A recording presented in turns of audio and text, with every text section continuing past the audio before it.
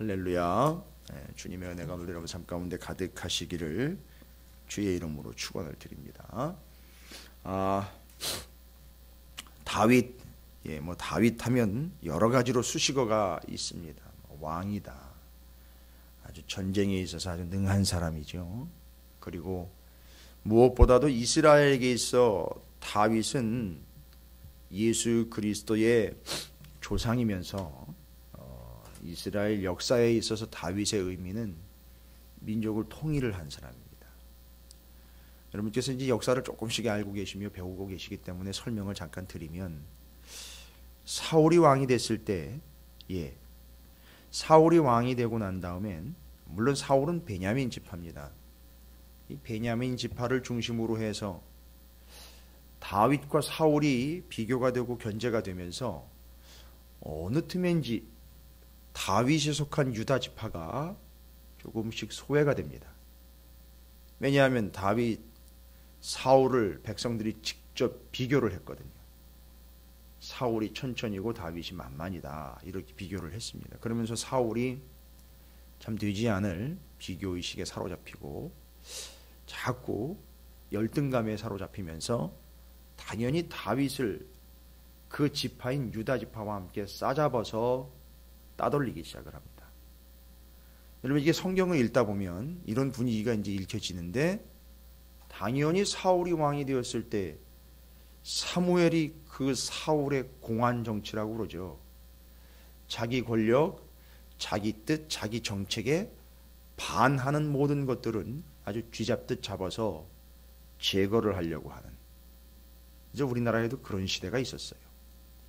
그래서 이제 요즘에 정치판에서 이야기하는 게 공안 정치, 공안 검사 이런 얘기들이 나오는 게, 국가의 권력에 의해서 아주 쥐잡듯 모든 정보라든지 모든 정책을 나라가 쥐고 흔들면서 백성들을 힘들게 했던, 그 사울이 그렇게 해서 사울 외에 어떤 권력도 허락하지 않는, 그러니까 권력을 개인이 소유를 하는 거죠. 근데 다윗은 그와는 달리 이 모든 권력은 하나님으로부터 온 것이기 때문에 이 세상 어느 누구도 이 권력을 개인적으로 소유할 수 없다, 이걸 아주 공공연하게 못을 박은 사람입니다. 그래서 사울한테 손을 안 댄 이유가 바로 그거예요. 사울한테 손을 탁 대버리면 어떻게 되겠죠? 옷자락 벤 것만 가지고도 마음이 찔렸어요. 사울한테 손을 대어 칼을 찌르는 순간 그 사울이 가지고 있었던 막강한 권력은 누구한테로 오느냐 하면 다윗에게로 바로 넘어옵니다. 그러면 그 순간 그 역시 사울의 권력이 다윗의 것이 되는 거죠. 그래서 역시나 그 권력이 사유화가 됩니다. 근데 우리는 이 권력을 사유화하게 해달라고 기도까지 해요. 그게 오늘날 우리의 습성입니다. 그러나 다윗은 이 나라 권력과 이 나라를 통치하는 이는 하나님 한 분밖에 없습니다. 그리고 저도 하나님의 종입니다. 이렇게 해서 권력의 공공성을 확보를 합니다. 아주 공공연하게 누가 왕이냐? 하나님이 왕입니다. 하나님 밑에 어느 누구도 그 권력을 자기 것으로 소유하여 백성들을 어렵게 하거나 백성들을 착취할 권한은 아무도 없다.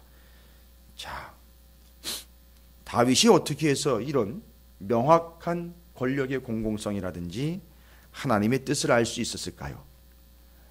그건 어렵지 않습니다. 당연한 대답이에요. 다윗은 이렇게 좀 표현을 하고 싶어요. 다윗을 여러 가지로 표현할 수 있다라고 제가 서두에 말씀드렸는데, 그 여러 설명 중에 하나가 다윗은 기록의 사람이다라고 할 수 있어요. 기록의 사람. 무슨 얘기냐 하면, 일단 다윗이 어린 시절부터 청년기까지 가만히 보시면 왕이 되고 난 다음에도 마찬가지입니다. 아들이 생겨서도 마찬가지, 늙어서 돌아가실 때까지도 마찬가지. 이 다윗은 어느 때든지 이미 5살 때부터 아버지 이세로부터 5살부터, 아니 그 이전부터 하나님의 기록된 말씀인 모세오경 성경을 통해서 공부를 끝냈고요.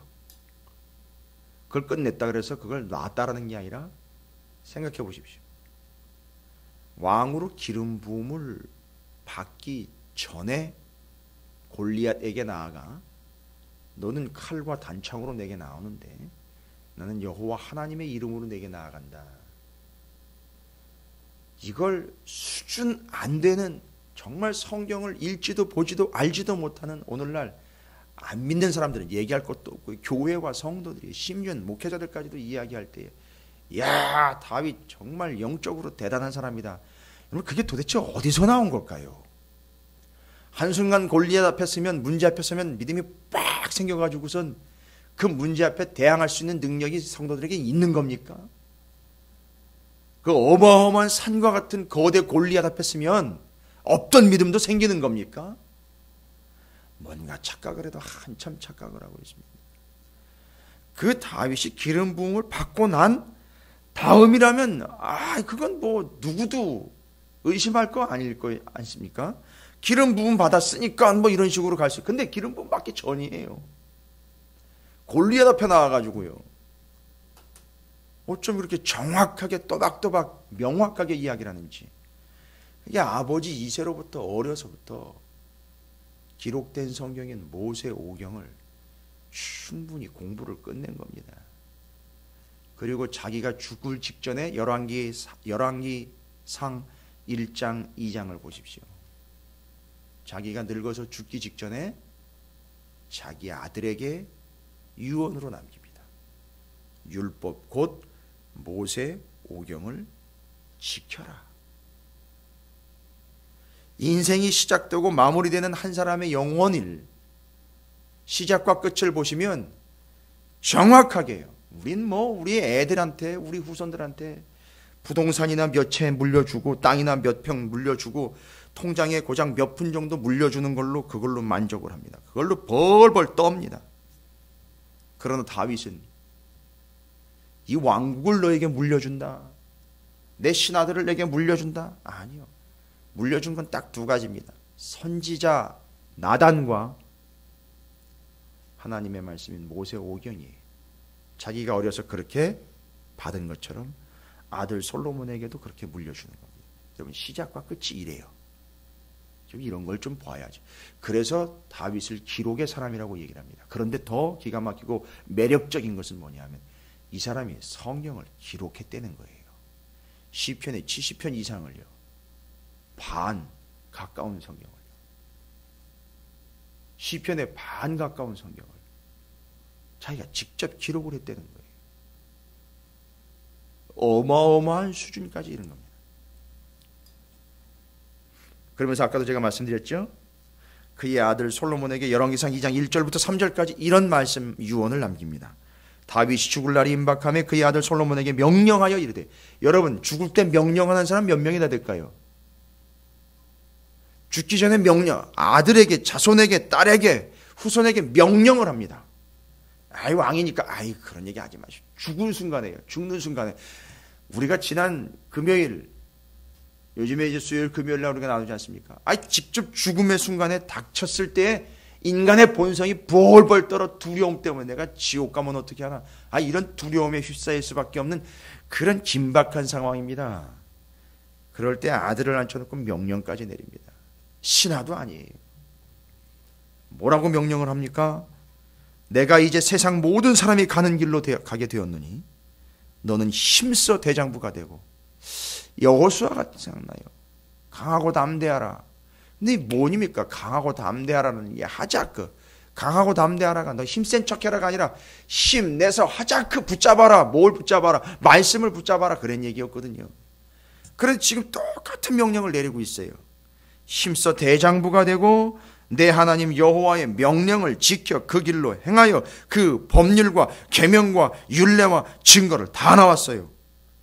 그 명령, 길, 법률, 계명, 율례, 증거를 또 얘기를 해요. 모세의 율법이 기록된 대로 지키라. 그리하면 내가 무엇을 하든지 어디로 가든지 형통할지라.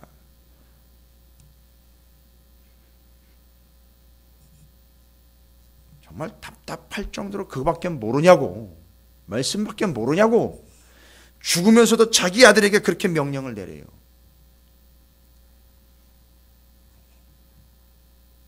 제가 소위 성도 그리스도인이라고 일컫고 있는 모든 이들의 마지막을 좀 관찰해보고 싶은 마음과 욕심이 생겨요. 도대체 그들은 죽을 때 뭐라고 하면서 죽나? 대단한 사람입니다. 정말 이래서 이 사람은 기록의 사람이다라고 할 수 있어요. 우리는 뭘 기록합니까? 주로 받을 돈이 얼마고, 오늘 뭘 좀 해야 될 게 뭐가 있나, 마트 가서 뭘 사야 될까, 이 정도 기록으로 끝내버립니다. 조금 한다는 사람들은 뭐 영성 일기니, 뭐 개인 일기니, 뭐 이런 걸로 조금 죄송합니다, 끄적거리기는 해요. 이 정도는 아니에요. 이 사람은 기록의 사람입니다. 그래서 지금 기록된 시편이 우리에게 남겨진 거예요. 그 기록된 시편을 우리는 입으로 찬양합니다. 다윗이 이야기합니다. 오늘 시편 144편을 통해서 하나님을 찬양하는 게 과연 어떤 의미냐? 여러분, 예전에 우리가 다윗을, 그 사울을 쫓아 피해 다니고 아들 압살롬의 반역을 피해 다니면서 아둘람 굴에서, 그 광야에서 피곤한 여정을 살고 비참한 여정을 살고 있었을 때 그 다윗이 하나님을 찬양했을 때에 그 찬양의 진정한 의미가 뭐였는지 그때 한번 같이 살펴본 적이 있어요. 그런데 여기 다시 기록을 합니다. 찬양의 의미가 뭐냐? 예, 기억 떠올려 보십시오. 미스가보, 요새, 가장 높은 곳, 피난처, 산성, 무슨 얘기입니까? 하나님을 가장 높여드리는 것이, 가장 높은 소리로 하나님을 높여드리는 것이 찬양인데, 그것의 의미가 뭐냐면 그게 바로 우리에게 요새가 된다는 거예요. 그래서 찬양하다, 높인다, 요새, 피난처, 산성, 이 모든 게 제일 높다는 뜻이에요. 그러니까 이 세상에서, 이 땅에서 하나님을 제일 높여드리면 공간 이동을 얘기하는 게 아닙니다.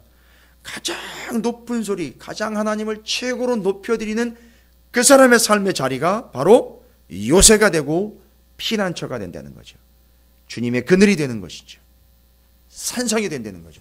오늘 앞부분의 144편에서 이야기하고 있는 게 바로 그거예요. 여호와는 2절이요, 나의 사랑이시며 나의 요새시요 산성이시요 나를 건지시는 이시요 나의 방패이시니 내가 그에게 피하였고 그가 내 백성을 내게 복종하게 하셨나이다. 늘 어떤 삶을 살았습니까? 하나님을 가장 높여드렸어요. 이걸 찬양이라고 얘기를 했고, 하나님을 제일 최고로 높여드렸습니다. 예, 그 사람의 삶이 제일 안전한 삶입니다. 여러분, 하루를 시작하면 여러분이 새벽 기도 때 찬양으로 시작하는 거죠. 다시 한번 날려드립니다. 찬양 시시하게 여기지 마십시오. 우습게 여길 일이 아닙니다. 예배 시작 전에 찬양하는 거요? 우습게 여기지 마십시오. 아주 위험한 행동입니다.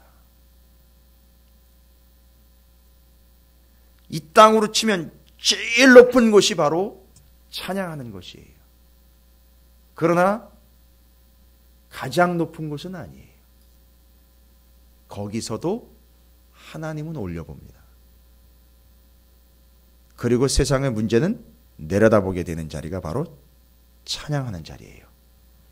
그래서 찬양 사역자들이 제일 교만하고 유혹에 많이 빠질 수 있는 이유가 바로 거기에요. 스스로 높은 데 있는 착각을 하기 때문에.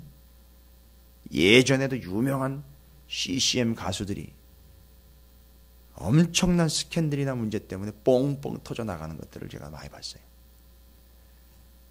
제일 복된 자리인데 제일 위험한 자리가 바로 거기에요. 그렇다고 안 하는 건 더더군다나 문제죠. 그걸 우습게 여기는 것조차는 아주 위험한 발상인 거죠. 그래서 이 새벽에 우리가 신앙 고백을 올려드리고 찬양 하나님 앞에 드리고 말씀으로 하루를 시작을 합니다. 중요한 겁니다. 하나님을 찬양함이 어떤 의미인지 다윗이 이야기를 합니다. 하나님을 찬양하는 게 가장 하나님을 높여드리는 것이고, 그리고 이제 그 찬양하는 자리에서는 세상은 내려다보게 됩니다. 그러나 여전히 하나님은 계속 올려다 볼 수밖에 없습니다. 이게 찬양의 자리입니다. 이게 찬양의 위력입니다. 자, 그런데 오늘 다윗은요, 자기가 그 하나님을 찬양하는 그 노래를 새 노래라고 부릅니다. 새 노래. 9절에 나와 있죠. 새 노래입니다. 내가 주께 새 노래로 노래하며 열줄 비파로 주를 찬양하리라. 이게 다윗이 늘 작곡을 했다는 얘기입니까? 뭐 그럴 수도 있겠죠. 신곡이 매일 발표가 되는 겁니까? 뭐 그럴 수도 있습니다. 그런데 여기서 새 노래라는 것은 의미상을 잘 보셔야 됩니다. 새 노래는 일단 의미상을 이야기하는 겁니다. 새 노래는 이걸 부르는 사람이 새 사람이라는 거예요. 이 새 노래라는 거는요. 새 노래의 설명을 드릴게요. 새 노래를 부른다라는 것은 그걸 부르는 사람이 새 사람인 거예요. 뭐죠? 고린도후서 5장 17절 그런즉 누구든지 그리스도 안에 있으면 새로운 피조물이라. 이전 것은 지나갔으니 보라 새 것이 되었더라. 이걸 부르는 사람이 새 사람이라는 겁니다. 여전히 새벽마다 하나님 앞에 나오고 한날 한날이 똑같은 것 같은데 아니요. 새 사람이라는 거죠. 새 것이 되는 겁니다. 그 사람이 새 노래를 부르는 거예요. 아무나가 아닙니다. 새 것된 새 사람이 부르는 거예요. 그런데요, 이 새 노래는 또 뭐와 연결이 되느냐면 새 일과 관련이 되어 있어요. 새 일. 그럼 새 일. 성경에는 새 일을 행하시는 하나님에 대한 기록이 있어요. 바로 그것과 관련이 있습니다. 이사야서 43장 19절 보라 내가 새 일을 행하리니 이제 나타낼 것이라 너희가 그것을 알지 못하겠느냐. 반드시 내가 광야의 길을 사막에 강을 내리니 장차 들짐승 곧 승냥이와 타조나 나를 존경할 것은 내가 광야의 물을 사막의 강들을 내어 내 백성 내가 택한 자에게 마시게 할 것임이라. 이 백성은 내가 나를 위하여 지었나니 나를 찬송하게 하려 함이니라. 그렇지요. 새 일을 행하신 하나님이 광야에 물을 내가지고 먹여서 살려서 살려낸 그 사람들이 뭐하게 만들어내냐면 나를 찬송하게 만들 거라는 거예요. 여러분, 이게 하나님이 행하신 새 노래는 새 사람, 새 일, 하나님이 행하신 새 일. 이걸 요한계시록에 잘 정리를 했어요. 딱 요한계시록 14장 3절 그들이 보좌 앞과 내 생명과 장로들 앞에서 새 노래를 부르니 그들이 누굽니까? 구원받은 사람들인 거예요. 땅에 속량함을 받은 14만 4천 밖에는 이건 상징의 숫자입니다. 이스라엘의 12지파, 12제자 이게 연령이 되고 1000이라는 완전 숫자가 연결이 돼서 완벽하게 구원받은 그 사람들 밖에는 능히 이 노래를 배울 자가 없더라. 여기는 심지어 배운다라고까지 얘기합니다. 노래는 배우는 겁니다. 주님이 우리에게 나는 마음이 온유하고 겸손하니 내게 와서 배우라라고 이야기한 것처럼 이 노래도 배워야 된다는 거예요. 내버려두면 알아서 배우는 게 아니라 알아서 부르는 게 아니라 배워야 되는 거예요. 여러분, 오늘 여러분이 배우신 거예요. 새 노래, 새 것, 새 일. 누가 이걸 부를 수 있다고요? 하나님 보좌 앞에 부름받아 구원받은 자들이 부를 수 있는 노래가 새 노래입니다. 새 노래는요, 새 일은요, 새 것은요, 구원입니다. 여러분, 오늘이 새 날인 이유가 뭡니까? 똑같아요. 의자도 똑같고 다 똑같습니다. 어제랑 똑같아요. 그런데 새 날이래요.